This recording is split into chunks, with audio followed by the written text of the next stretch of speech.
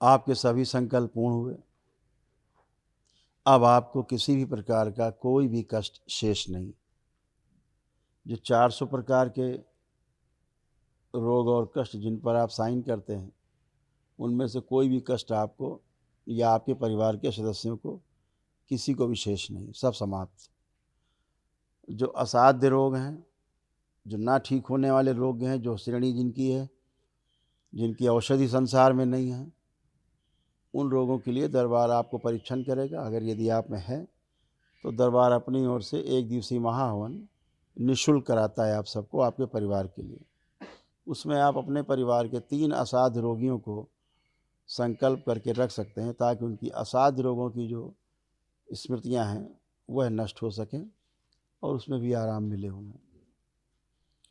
जो दरबार नहीं आए परिवार के सदस्य, वो शनिवार, जैसे आज है शनिवार, मंगलवार 2 दिन रहते हैं, जिनमें रात्रि में 9 से 10 बजे के बीच में मेरे द्वारा पूरे विश्व भर के लोगों को संकल्प कराया जाता है, पूरे परिवारों को। तो उसमें शामिल होकर, जैसे आप अपने प्रार्थना संकल्प करके यहाँ स्वस्थ हो गए, वैसे ही वह भी प्रार्थना संकल्प करके अब परिवार के लोग घर में आप ही की तरह स्वस्थ हो सकते हैं। यही दरबार की शक्ति है कि बिना आए भी वह घर में स्वस्थ होते हैं, यदि संकल्प कर लें, प्रार्थना कर लें अपने कष्टों के नष्टीकरण के लिए, स्मृतियों के नष्टीकरण के लिए। तो आप सभी स्वस्थ हैं। तमाम छोटी छोटी 2-3 बातें वो ज़रूर ध्यान रखना है। जैसे संकल्प, हमेशा ध्यान रखें कि आपकी जो प्रार्थना की शक्ति है, संकल्प की जो शक्ति है, वह संसार की सबसे बड़ी शक्ति मानव जाति के पास है। संकल्प कैसा हो? तो संकल्प जो है वो सत्य से भरा हुआ हो। सत्य से भरा हुआ का अर्थ है न्याय, धर्म और सत्य की कसौटी पर हो, और प्रिय हित लाभ से हट करके न्याय, धर्म और सत्य की कसौटी पर वो हो। तो ऐसा संकल्प जो सत्य से भरा है करने पर, जिसे हम कहते हैं ऋतंभरा, जो बुद्धि के लेवल पर होता है, हमें कि हम जो कर रहे हैं ठीक है, वो हमारी आस्था, विश्वास और श्रद्धा से जुड़ के होता है, उसे ऋतंभरा नाम दिया गया। ऋतंभरा का अर्थ है कि सत्य से भरा हुआ संकल्प। तो जब इस प्रकार से आप संकल्प करते हैं कि जो हम कर रहे हैं निश्चित रूप से हम स्वस्थ होंगे, बाबा माँ की ऐसी कृपा है, भोलेनाथ माता का माख्या कृपा है, आप होते ही हैं। आप में अंदर है तभी आप आए, आपके अंदर आस्था, विश्वास, श्रद्धा है तभी आप दरबार आए। अब आप यहाँ संकल्प कर रहे हैं, इसको कहा जाएगा कि सत्य से भरा हुआ संकल्प, यानी ऋतंभरा, बोध किया हुआ, बुद्धि के जो लेवल पर है, जिससे हमारी आत्मा भी स्वीकार करती है, अनुभव करती है। तो आपने बोध से भरा हुआ संकल्प किया, सत्य से भरा हुआ संकल्प किया, ये बुद्धि के स्तर पर हुआ, और इसको किसने अनुभव किया? तो आपकी आत्मा ने साक्षी भाव से, साक्षी यानी दृष्टा भाव से इसको अनुभव किया। अनुभव से क्या मिला? प्रमाण मिला। अनुभव से ही प्रमाण होता है। तो ये अनुभव और प्रमाण की जो क्रिया है वो हमारे आत्मा के स्तर पर होती है। बुद्धि की जो क्रिया है वो हमारे बोध और हमारा जो संकल्प है वो उस स्तर पर होता है, ऋतंभरा होता है। और चित्त पे हमारी इच्छाओं के द्वारा, स्मृतियों का, और फिर उसके आगे सर्कस चलता है। तो वृत्ति में हमारे विश्लेषण और तुलन, फिर जब मन में जाते हैं 5वीं क्रिया में, तो फिर हमारे टेस्टिंग, सेलेक्टिंग, यानी चयन और आस्वादन। वो रुचि मूलक भी होता है चयन और आस्वादन, और स्वाद मूलक भी होता है ना।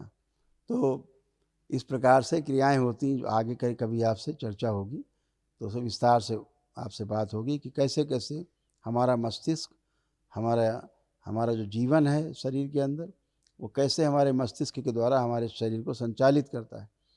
अभी विज्ञान केवल ये मानता है कि मस्तिष्क है और शरीर है, मस्तिष्क शरीर को चला रहा है, ऐसा आधुनिक विज्ञान अभी तक जानता है। लेकिन जो पुरातन विज्ञान है, ऋषि मुनियों का विज्ञान, वो कहता है कि शरीर और मस्तिष्क के साथ साथ एक और वस्तु है जिसे जीवन कहते हैं, जिसमें आत्मा, बुद्धि, चित्त, वृत्ति और मन, 5 चीज़ें इनबिल्ट हैं। वह है मस्तिष्क के द्वारा। मस्तिष्क में भी एक मेधस होता है, मेधस के द्वारा मस्तिष्क से तालमेल बनाता है जीवन, जो केवल मनुष्य में पाया जाता है मेधस। वहाँ मनुष्य अपनी कल्पनाशीलता से, और जो उसके पास कर्म स्वतंत्रता है, उसके माध्यम से मनुष्य अपने जीवन यात्राओं को पूरा करता है। तो मस्तिष्क के और जीवन के बीच में एक मेधस होता है जो केवल मनुष्य में होता है, किसी और जीव जंतु में नहीं होता, पशु पक्षी में। तो जीवन जो है मेधस के माध्यम से मस्तिष्क को आदेशित करता है और मस्तिष्क शरीर के द्वारा सारी क्रियाएं कराता है। ऐसे तो मस्तिष्क हृदय से, हृदय पूरे शरीर से। ऐसे एक बड़ी प्रक्रिया है जिसको समझेंगे आप तो बहुत सुंदर लगेगा, अपने को समझने में भी एक अंदर बहुत रोचक प्रक्रिया है, जिसको सुना जाए, समझा जाए, देखा जाए कि हम काम किस तरह कर रहे हैं। अभी तो ये है कि खाया पिया सो गए, सुबह उठे फ्रेश हुए फिर चल दिए, लेकिन अपने अंदर क्या हो रहा है इसको अगर ढंग से समझ लिया जाए तो बहुत ही आनंददायक है। फिर लगता है कि ये ईश्वर में कितना दृढ़ विश्वास होता है कि कैसी व्यवस्था है, अद्भुत व्यवस्था है। उस व्यवस्था ही को नाम दिया गया तंत्र। तंत्र शब्द का अर्थ होता है कोई विधि, कोई उपाय, कोई मार्ग।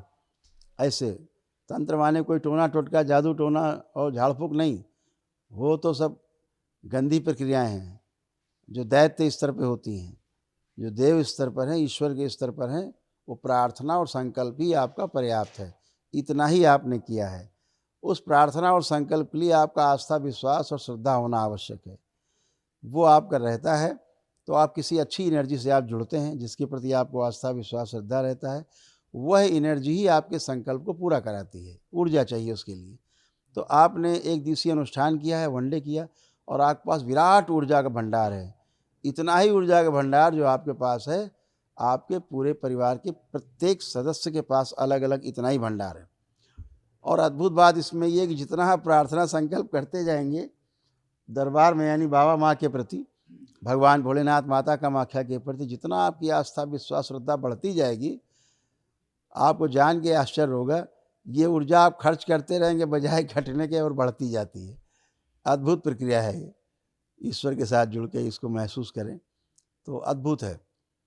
तो आप सभी लोग जुड़े, इसके छोटा सा विज्ञान है ये, लेकिन बहुत ही अद्भुत है। कहते हैं ना, जहाँ तलवार काम नहीं करती वहाँ सुई काम करती है कभी कभी। तो मैं आपसे कह रहा था कि जो संकल्प है उसको ध्यान से समझना है कि हम जो भी संकल्प करते हैं अपने लिए करते हैं तो हम स्वस्थ होते हैं, पूरे होते हैं। जैसे आपने जो भी संकल्प किए सब पूरे हुए यहाँ। ऐसे ही आप क्या करते हैं, जो परिवार के सदस्य कुछ संकल्प नहीं करते हैं, आप उनके लिए संकल्प करते हैं। तो क्या होता है, एक प्रक्रिया होती है।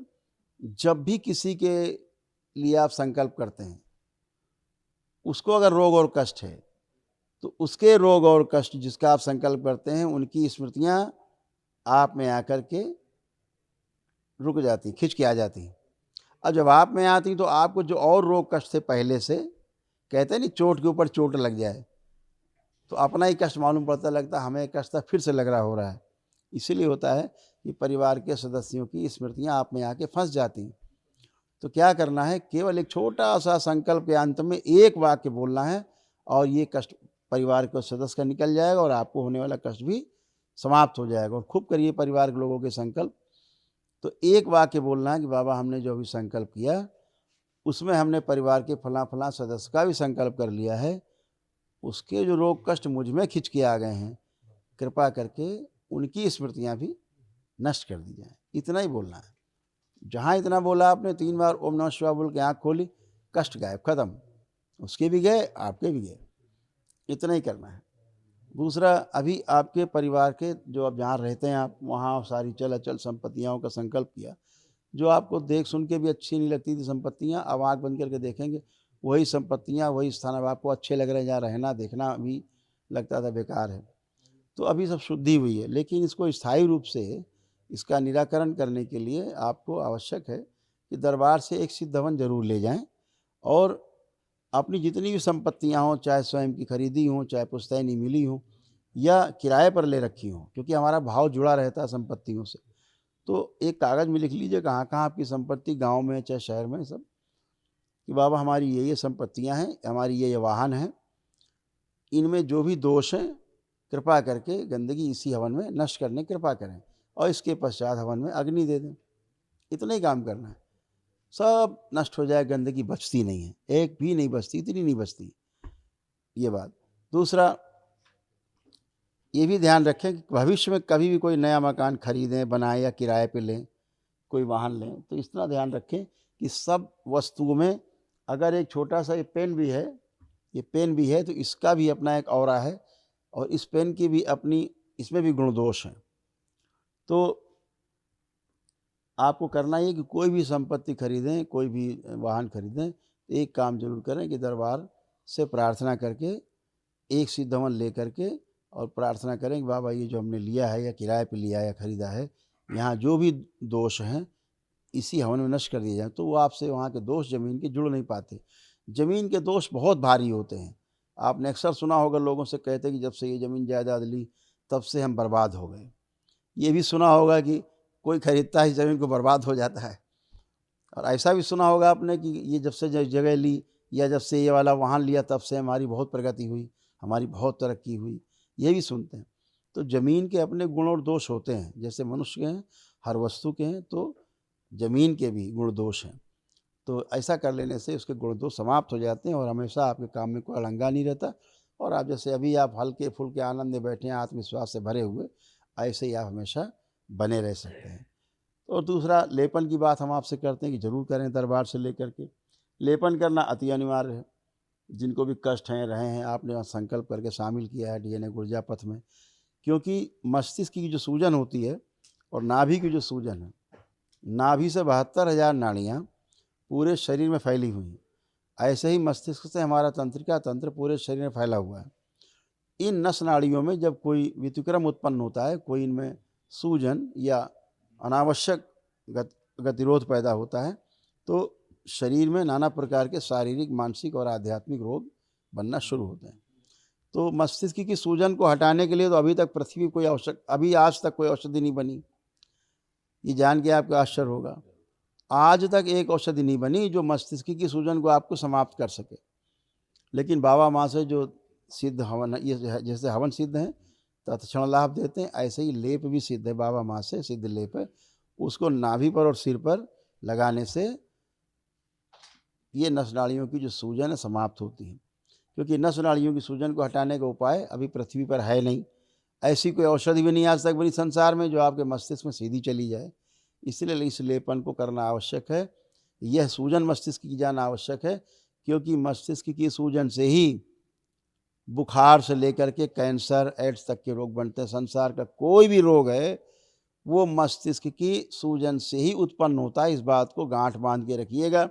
अभी आधुनिक विज्ञान इस बात को अभी समझ नहीं पाया है, समझेगा, समय लगेगा। हो सकता है 100-150 साल लग जाएं आधुनिक चिकित्सा विज्ञान को समझने में कि मस्तिष्क की सूजन से ही सारे रोग उत्पन्न होते हैं। मस्तिष्क की हमारी सूजन बनती कैसे है? वह हमारे नकारात्मक इच्छा विचार आशाओं के कारण बनते हैं। और हमारे नकारात्मक इच्छा विचार आशाएँ क्यों उत्पन्न होती हैं? क्योंकि हमारे कर्म भोग हैं पीछे, उसके अनुसार ही हमारा सोचना और करना निश्चित होता रहता है। आप चूँकि बाबा जैसे पूर्ण गुरु से जुड़े हैं, इसलिए आपके कर्म भोग काटने की शक्ति आपके पास आपके संकल्प के द्वारा ही है, जिससे ये सब कट रहे हैं और आप स्वस्थ बैठे हैं। तो इस सूजन को समाप्त करने के लिए सिर पर और नाभि पे लेपन आवश्यक है। वो आप पता करेंगे, बताएंगे आपको लोग। यहाँ जो डॉक्टर्स हैं वो आप संपर्क में बता सकते हैं आपको, और दरबार में जो अन्य सेवक हैं आपसे पूछ लेंगे, उनसे तो बताएंगे। तो ये आपको करना है। जो आपके रोग कष्ट उत्पन्न होते हैं उसके 3 सबसे प्रमुख कारण हैं। पहला, पितृ। आपके पितृ रहेंगे तो उनकी मृत्यु के समय की सबसे गहरी स्मृतियाँ होती हैं वो रहेंगी। वो स्मृतियाँ रहेंगी आपके मस्तिष्क के साथ, आपके मेधस के साथ एकाकार करके चित्त में, और आपके पूरे शरीर में फैल करके शरीर आपका स्वीकार कर लेता है मस्तिष्क के द्वारा। वही रोग और कष्ट बढ़ने लगते हैं जो आपके पितरों को थे। यह भी होता है कि आप पिछले जन्मों तमाम यात्राएं करके आए, हर बार मृत्यु हुई है जन्म के बाद। मृत्यु के समय के रोग और कष्टों की स्मृतियाँ बनी रहती हैं स्वयं में। तो यह सब स्मृतियाँ रहती हैं तो रोग उत्पन्न होते हैं, कर्म भोग कहा जाता है। स्मृति कर्म की बनी हुई है, जो हमने कर्म किए पिछले जन्मों में वह स्मृति बनी हुई है, उसका भोग तय होता है। तो ये जो हमारी स्मृति है नकारात्मक इच्छा विचार आशाएं पैदा करती है, उसके द्वारा सूजन बनती है, सूजन से भ्रम, भ्रम से रोग, रोग से कष्ट, कष्टों से मृत्यु। ये इसका सीक्वेंस है। रोग बनता ही भ्रम से है। भ्रम किसके बीच में है? भ्रम हमारे मस्तिष्क और हमारे शरीर के बीच में जो तालमेल है, वो जो एक सिनर्जी है वो टूट जाती है। वो नहीं है तो रोग बनना शुरू होते हैं। तो इसलिए लेपन अति आवश्यक है, अति अनिवार्य। इसका हमेशा ध्यान रखें, जरूर करेंगे। दूसरा, एक सबसे बड़ा आपकी प्रगति में बाधक है जो आध्यात्मिक उन्नति में, उसे काल सर्प दोष कहते हैं, वह भी आप सबका नष्ट हो गया। पहले पितृ दोष नष्ट हुआ, पितृ आपके मुक्ति पाए आज। उसका क्या प्रमाण है मुक्ति का? आप कहीं जाएंगे पूरी दुनिया में, धरती में, पितृ मुक्ति के लिए भारत में, तो आपको कोई प्रमाण नहीं देगा, केवल पूजा करा देगा, हो गया, आप कहीं जाओ, लेकिन प्रमाण नहीं देगा। प्रमाण आपका धरती पर केवल एक दरबार देता है, उसका नाम है आपका दरबार करौली शंकर महादेव पूर्वज मुक्ति धाम, बाकी कोई आपको प्रमाण नहीं देता। तो पितृ मुक्ति का प्रमाण क्या है? उसका प्रमाण है कि आपके चाहे पितृ की कल ही क्यों नहीं मृत्यु हुई हो, आप आंख बंद करके देखेंगे, आपको उसका चेहरा ही नहीं दिखाई देगा, चाहे पूरी दम लगा दीजिए, पूरी ताकत लगा दीजिए, आपको चेहरा नहीं दिखाई दे, तो समझ लो आपके पितरों की मुक्ति हो गई है। आप सब करके देख सकते हो। दूसरा, आप सबका काल सर्प दोष कट गया। इसका क्या प्रमाण है? इसकी भी आपको पूजा पाठ करवाते हो। प्रमाण क्या है? ये दरबार आपको उसका ही प्रमाण देता है। उसका प्रमाण है कि आप आंख बंद करके पूरी ताकत लगाएं देखने की, एक जिंदा सर्प आप चलता हुआ कल्पना नहीं कर सकते, देख नहीं सकते, सब करके देख सकते हो, सारे कर सकते हो। किसी को लग रहा दिख रहा है तो हाथ उठा सकते हो। ये सारा नष्टीकरण हुआ। तीसरा, तमाम पितृ गए, उनकी तमाम रोगी नकारात्मक स्मृतियाँ, आपकी तमाम रोगी नकारात्मक स्मृतियाँ, नेगेटिविटी सारी समाप्त हुई है। उसका क्या प्रमाण है? कि एक भी आपके अंदर नेगेटिव थॉट्स नहीं हैं। अपने परिवार के लिए चिढ़, नफरत, घृणा, दूर रहना, अलग रहना, ये वो भाव आने, तलाक वलाक के भाव आने, वो तो सब नष्ट हो गए। कोई अब तलाक पलाक नहीं बचा, हैसियत नहीं कोई तलाक पलाक करा दे, वो तो सब खत्म हो गए। हम बात कर रहे हैं जो आपका दुश्मन नंबर 1 हो धरती पे, जिसके लिए सवेरे शाम आप भगवान से कहते हैं भगवान इसको ज़रा ठीक कर दो, इसको उठा लो, उसके लिए भी आप सोचो, एक भी गंदा विचार आपके अंदर नहीं आ रहा है, एक भी निगेटिव थॉट्स आपके अंदर आपके दुश्मन नंबर 1 के लिए नहीं आ रहे हैं। चाहे वो कल आपको कष्ट देता रहा हो, आज भी दे रहा हो, और आपको पता है वो कल भी कष्ट देगा, लेकिन आपके अंदर उसके लिए भी कोई गंदा विचार, एक निगेटिव थॉट्स नहीं आ रहे हैं। इतना ही नहीं, आप ला भी नहीं सकते, सोच भी नहीं सकते गंदा। कोई ऐसा कर पा रहा है तो हाथ उठा सकता है, कोई भी। किसी को गंदे विचार आ रहे हो, या अभी भी लग रहा है कि मैं दुश्मन के लिए गंदा गंदा उसको करना है, उसको मारना है, उसको ये हो जाए, भगवान गलत हो जाए, मर जाए, कुछ भी आ रहा हो, तो हाथ उठा सकते हैं। सोच के देखिए, सब लोग खूब ताकत लगाई दुश्मन के खिलाफ सोचने के लिए, आपके अंदर दुश्मन के लिए भी एक गंदा विचार नहीं। विचार आना छोड़ दो, विचार ला भी नहीं सकते आप गंदा, सोच भी नहीं सकते गंदा। इतना दरबार ने आपको शुद्ध किया है, आपको बुद्ध महावीर की तरह, नानक की तरह आपको एकदम शुद्ध और पवित्र किया है दरबार ने। इस लेवल पर आपको जा कर के शुद्धता की गई है, आपके शरीर की, मस्तिष्क की और आपके पूरे मन की। आ रहा है किसी में कोई भाव गंदा? नहीं आ रहा, किसी के लिए भी नहीं आ सकता, आएगा ही नहीं। इतनी शुद्धता की गई। ये हुआ कितने में? केवल 1 दिन का आपने वैदिक अनुष्ठान किया दरबार में, उसमें हुआ है। तो अभी दरबार बच्चों के लिए स्कूल में प्रोग्राम शुरू करने जा रहा है, शुरू कर दिए हैं। अभी बेंगलोर, अभी वहाँ पे कर्नाटक, तमिलनाडु सब दरबार ने किए हैं कार्यक्रम कि पूरे पूरे स्कूल्स के बच्चे, उनको कैसे ट्यून किया जाए कि उनकी गंदगी, विकार सब नष्ट हो, एक विकार ना बचे उनमें कहीं से, और कोई भी नेगेटिव थॉट्स ना हो, सब गंदगी जाए, कुशाग्र बुद्धि हो।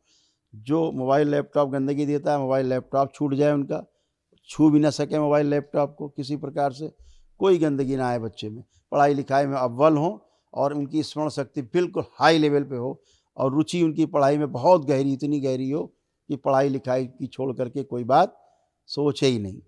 ये सब दरबार ने प्रक्रिया की। अभी आपके बच्चों के साथ भी हुआ है, जो आप बैठे हैं, जो अभी देखेंगे आप, यही पूरे पूरे स्कूल के बच्चों के साथ एक अभी दरबार ने 10-10 हज़ार बच्चों के कैंप किए हैं जा कर के तमिलनाडु में और कर्नाटक में। तो सब पूरे पूरे कॉलेजेस के वहाँ की रिपोर्ट्स आ रही हैं कि बच्चों में एक अभूतपूर्व परिवर्तन सब बच्चों में हुआ है, जो अपने आप को स्वयं को नियंत्रित करते हैं बच्चे, अब कहना नहीं पड़ता है। तो इसी तरह से आपके तमाम गंदगी गई, तमाम रोग कष्ट गए। जो आपको ऐसे रोग कष्ट थे जो जीवन में जा नहीं सकते, ज़िंदगी भर आदमी दवा चबाता रहता है, मृत्यु तक नहीं जाते, जैसे आप डिप्रेशन, एंजाइटी डिसऑर्डर है, बाइपोलर डिसऑर्डर है, split personality, dual personality, border line personality disorders हैं, आपका सिजोफ्रेनिया है, नकली भूत प्रेत की बीमारी, जो हा हा हू करके लोग चिल्लाते रहते हैं, नकली भूत प्रेत की बीमारी समाप्त हो गई। 10, 20, 25 साल, 40 साल से चिल्ला रहे हैं, हिल रहे हैं, ढुल रहे हैं, कहाँ जा रहे हैं, हाजिरी लगाने जा रहे हैं, कहाँ जा रहे हैं, वहाँ प्रेतराज सरकार भागे जा रहे हैं, इधर उधर भाग रहे हैं, मज़ार जा रहे हैं, दरगाह जा रहे हैं, सब कुछ एक दिन में समाप्त। कोई किसी का पेशी पेशा, कोई हाजिरी, कोई भूत प्रेत और कोई नौटंकी नहीं, कोई पिशाच, कोई राक्षस नहीं, सब कुछ समाप्त। किसी में भी कोई पेशी पेशा नहीं बचा। आजीवन के लिए पेशी वेशी कट के एक ही दिन में समाप्त, कुछ भी नहीं बचा। जो जिंदगी भर नहीं जाती, हमेशा भागे जा रहे हैं, हर महीने 15 दिन में कहाँ जा रहे हैं, पेशी है। तो ये पेशी, आओ पेशी ले आके सब लोग चले आओ, पेशी लेते रहो। नौटंकी चल रही पूरे देश में, गली गली दुकानें मज़ारें खुली हैं और गली गली लोग आए जाओ चले आओ लगा लो हाजिरी। अब हाजिरी लगा रहा बेचारा आदमी, पता नहीं बेचारे को, न हाजिरी लगाने वाले को पता क्यों लगा रहे हैं, जो हाजिरी लगवा रहा है उसे भी नहीं पता वो क्यों लगवा रहा है। पीटे जा रहे हैं ढोल, लोग नाचे जा रहे हैं, वो पीटे जा रहे हैं, वो नाचे जा रहे हैं, कैसे भी गिरे पड़ रहे हैं नाली में, फिर भी नाच रहे हैं। ये क्रम सब समाप्त हुआ आज से, किसी में शेष नहीं। इसी प्रकार से एक OCD रोग होता है, जो आप लोगों में, परिवार के सदस्यों में, सभी में रहता है, किसी में कम किसी में ज़्यादा, वह भी समाप्त हो गया। ये क्या करता है OCD? ये ऑब्सेसिव कंपल्सिव डिसऑर्डर है। इसका काम है, पहला, पति पत्नी के बीच में तलाक की पहली सीढ़ी है OCD। ये सब आप में समाप्त हुआ। OCD क्या करता है? सबसे पहले चिढ़ पैदा करता है, शक, पहले शक, कुछ गड़बड़ है, शक के बाद फिर चिढ़, नफरत, घृणा, फिर दूर रहना, अकेले रहना, अलग रहना, फिर तलाक, यहाँ पहुँच जाती। OCD तलाक की पहली सीढ़ी पति पत्नी के बीच में, एक दूसरे को देख के चिढ़ होना, नफरत होना, देखने का मन न करना, सामने पड़ते ही, बाहर से आ रहे हैं हंसते हुए, मुस्कुराते हुए, सबसे बात करते, हाथ मिलाते, गले मिलते, घर के अंदर कदम रखा और जहाँ आँख से आँख मिली, एकदम त्योरी ऊपर, पूछ लिया खाने को तो बस बस्ता हस्ता फेंक दिया। कुछ भी कर सकता है आदमी घर घुस के, आँख से आँख मिलते, बस समझो चालू OCD। तो OCD भी समाप्त हो गई। ये OCD जब बढ़ती है तो लोग क्या करते हैं, 4-4, 6-6 घंटे बाथरूम में रहते हैं, बाहर ही नहीं निकलते, नहाते ही रहते हैं। कुछ लोग दिन भर हाथ हाथ धोया करते हैं, बेचारे, हमने ऐसे तो केस देखे हैं यहाँ पे, जिनके हाथों से खून बहता है, इतना धोते रहते दिन भर, हाथ रगड़ रगड़ के खून बहता रहता है।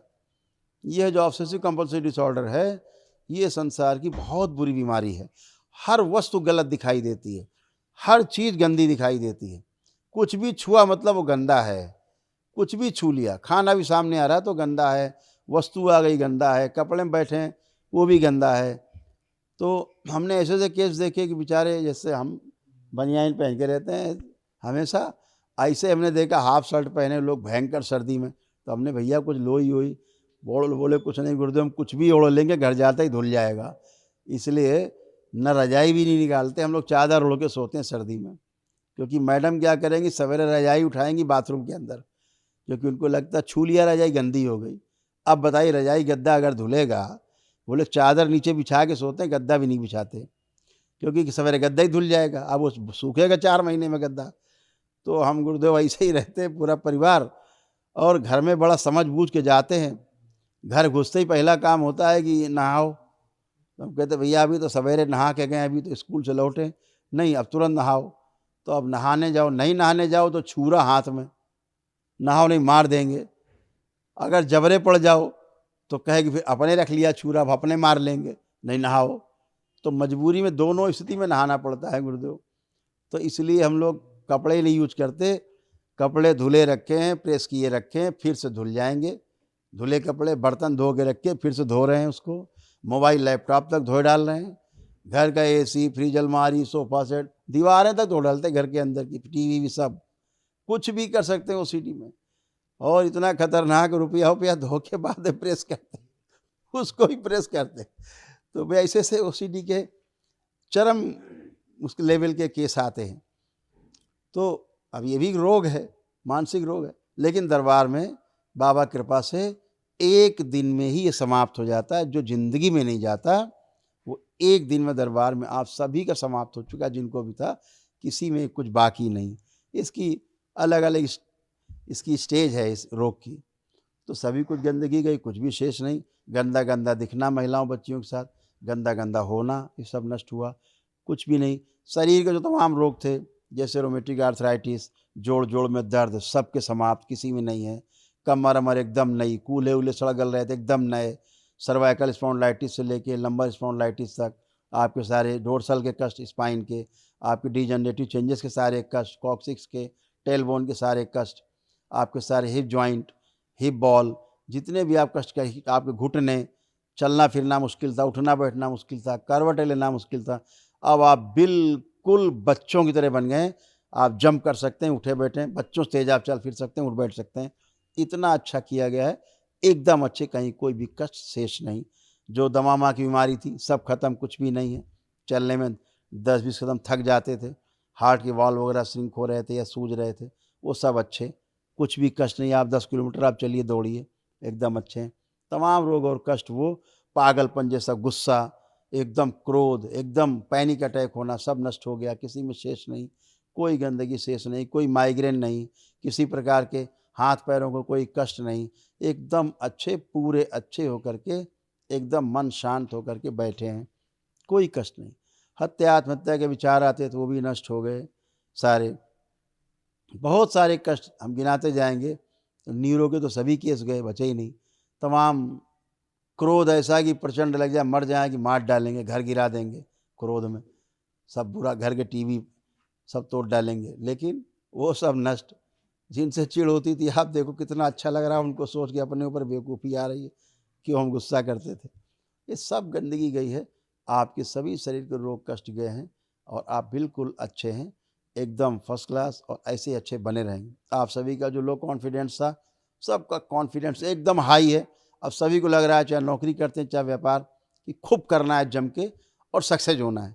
ऐसे भाव विचार सबके हैं। बुद्धि बंधी रहती थी, काम नहीं करती थी, शरीर बंधा बंधा रहता था, अर्ध बेहोशी में रहते थे, कोई भी काम करके भूल गए। ऐसे तमाम सर्जरी होने जा रही थी आपके तमाम शरीरों की, अब आपको सर्जरी कराने की भी आवश्यकता महसूस नहीं हो रही किसी को भी। आप सब चेक कर सकते हैं। जो आप झुक के ज़मीन नहीं छू सकते थे, रीढ़ की हड्डी में कष्ट थे, खूब करिए कसरत, अब आप सब कर सकते हैं। कुछ भी नहीं। इतना ही नहीं, कभी कोई सर्जरी आपकी हुई हो, पीछे हो चुकी हो, सर्जरी के कष्ट हमेशा बने रहते जहाँ सर्जरी हुई होती है। रॉड पड़ी है या आपके प्लेट पड़ी हुई हैं शरीर में, आप छू करके भी देखेंगे तो आपको यही नहीं पता लगेगा कि कभी यहाँ भूतकाल में कभी सर्जरी भी हुई थी। आप छू के अपने स्थान को दे सकते हैं, देख सकते हैं जहाँ पे आपकी सर्जरी हुई हो। आप यही नहीं बता पाएंगे कि वहाँ कभी आपको सर्जरी हुई भी थी। प्लेट व्लेट पड़ी थी, आपको एहसास ही नहीं होगा, फर्स्ट क्लास है। कोई प्लेट व्लेट दोबारा रॉड निकलवाने की आवश्यकता के लिए दोबारा सर्जरी की आवश्यकता नहीं है। ये सब बिल्कुल आप टनाटन होकर बैठें, क्योंकि दरबार ने सूक्ष्म सर्जरी की है। हमेशा ध्यान रखो, लोग विज्ञान को नहीं समझते। जब भी कोई उंगली कटेगी, सर्जरी होगी, तो उसके साथ में क्या होगा, उसका सूक्ष्म भी कट जाता है। लेकिन स्थूल तो आपने जोड़ लिया, सूक्ष्म कौन जोड़ेगा।